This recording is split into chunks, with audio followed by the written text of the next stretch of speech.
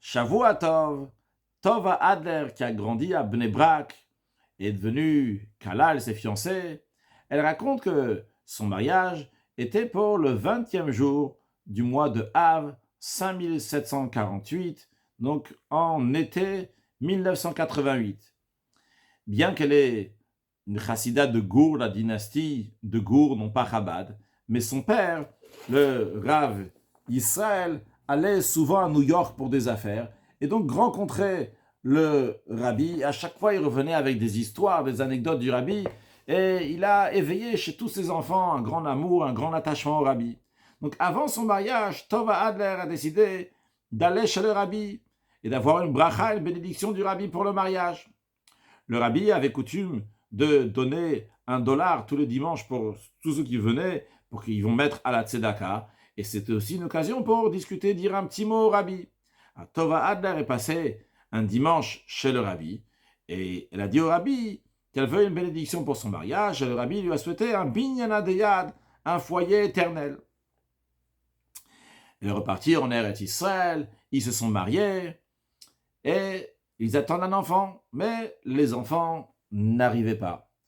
Ils habitaient à Ashdod, et il y avait beaucoup d'amis de Tova qui venaient habiter là-bas, et tous ses amis avec le temps avaient des enfants. Le frère de Tova s'est marié, il attendait déjà son deuxième enfant. Et eux, pendant ces années-là, ils tournaient chez un docteur, un autre docteur, et tous les docteurs n'arrivaient pas à l'aider, mais ils lui ont dit, écoute, il y a une dernière chance, c'est un traitement qui peut beaucoup aider dans votre cas. On ne le fait pas parce qu'il est très fatigant, très difficile.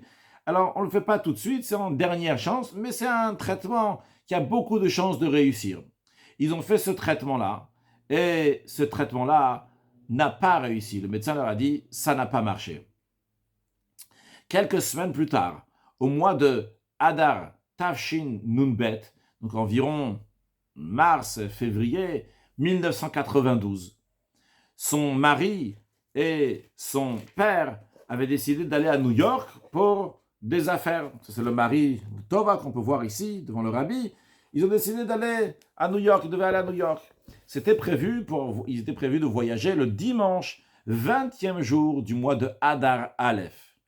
Et Tova s'est dit, mais s'ils voyagent à New York, moi aussi je vais aller à New York, je vais aller chez le rabbi, et je vais dire au rabbi, voilà, je veux une bénédiction, la bénédiction qui m'a dit pour mon mariage, je vais avoir un foyer éternel, avoir des enfants, que ça se concrétise.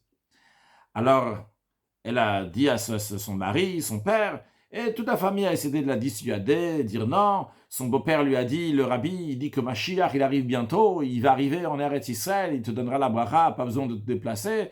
D'autres, ils ont dit, on peut attendre un peu plus tard, c'est pas urgent, pourquoi tout d'un coup, tout de suite, tu veux y aller? Mais elle a insisté énormément. Alors finalement, son père et son mari, donc ils ont dit ils vont voyager ensemble. Il n'y avait pas de billet pour dimanche, ils ont voyagé le lundi 21 Adar. Ça arrive, peut-être c'est pas le 21, peut-être je me trompe sur le date, c'est 19.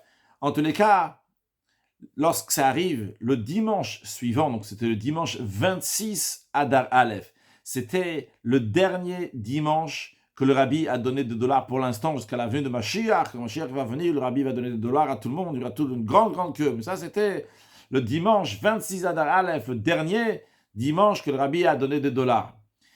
Et ils sont venus pour avoir cette bracha. Mais Rav Israël, le père de Tova, il a demandé au secrétaire du rabbi, Rav Leibel Groner, s'ils peuvent passer ensemble, les trois ensemble pour demander une bracha. Rav Leibel Groner, il a dit OK, mais que ça soit à la fin de la distribution des dollars. La distribution de dollars ce jour-là, elle a fini à 19h35. Eux, ils sont passés à 19h32. Et le rabbi était très fatigué, c'est cette distribution de dollars. Le Rav Leibel Groner aussi l'a raconté plusieurs fois. Ils sont passés et ils ont demandé, le père, Rav Israël, donc, qui s'occupait, qui faisait il brodait sur des parochettes, sur des Sefer Torah, des choses comme ça. Ils ont donné au rabbi, il a donné une mapite, une nappe pour mettre au-dessus des chalotes, donc sur lequel il y avait écrit Yamim al Yememeler Tosif, un verset donc qui dit qu'Akadosh Baruch il va rajouter des années encore pour le roi, faisant référence aussi donc au rabbi, et ils ont écrit aussi leur nom sur cette nappe. Bien.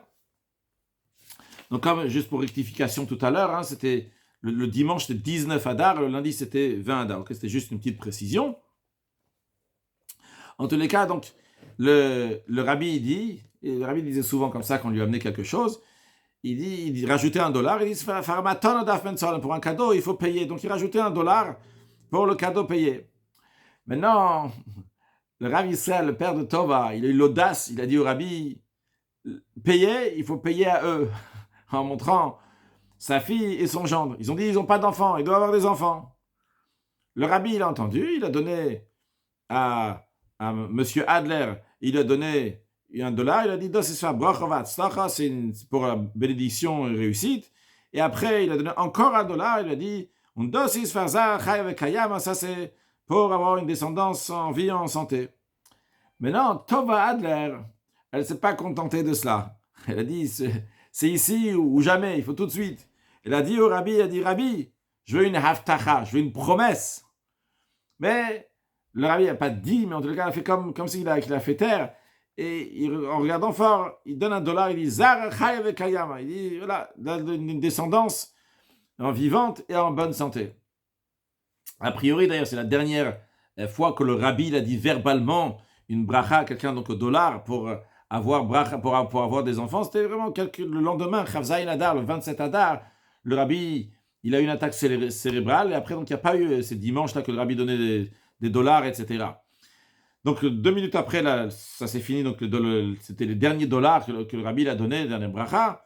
Eh bien, 9 mois et 3 semaines plus tard, ils ont eu une fille, leur première fille, 20e jour du mois de Kislev, Tashin Nun Gimel, 5753, donc en 1992. Et ils n'étaient même pas partis chez un médecin ou quoi que ce soit suite à ça, après que le médecin il a dit le traitement n'a pas marché. Ils n'ont rien fait d'autre, juste la bracha du rabbi, c'était le meilleur traitement qui a amené le premier enfant, qui a amené encore en tout 6 enfants, Baruch Hashem. Donc, en tous les cas, on voit, d'ailleurs, le Rav Israël, juste avant qu'il parte, il était déjà en train de partir, le rabbi l'a rappelé, il a donné $1 pour avoir la satisfaction des enfants. Le rabbi, il donne des bénédictions, il donne encore même qu'on ne lui demande pas. À plus forte raison, lorsqu'on lui demande, à Kadosh Baruch Hu va faire, que le rabbi va nous donner la plus grande bénédiction, c'est celle de la venue de Mashiach. Et chacun de nous aussi va réfléchir comment on peut être des donneurs, de distribuer, de partager. Le rabbi est extrêmement fatigué et il reçoit les gens et il rappelle même pour donner encore des brachot. Le rabbi donne des bénédictions, donne et donne. Il déverse, à nous juste de les recevoir, les concrétiser et les amener dans la vie de tous les jours. Que Dieu fasse que très prochainement, on va voir à nouveau le rabbi qui va nous donner des dollars. Pas parce qu'il va nous donner des dollars, mais ça sera ce plaisir-là à nouveau de voir le rabbi qui donne encore pour la tzedaka, qui partage encore avec tout le clan d'Israël. Il y aura une très grande queue avec toutes sortes de personnes qui sont là-bas, avec toutes sortes de personnes, toutes sortes de juifs, parce que le Malach HaMashiach va rassembler tous les juifs en Eretz Israël très prochainement. Shavua Tov.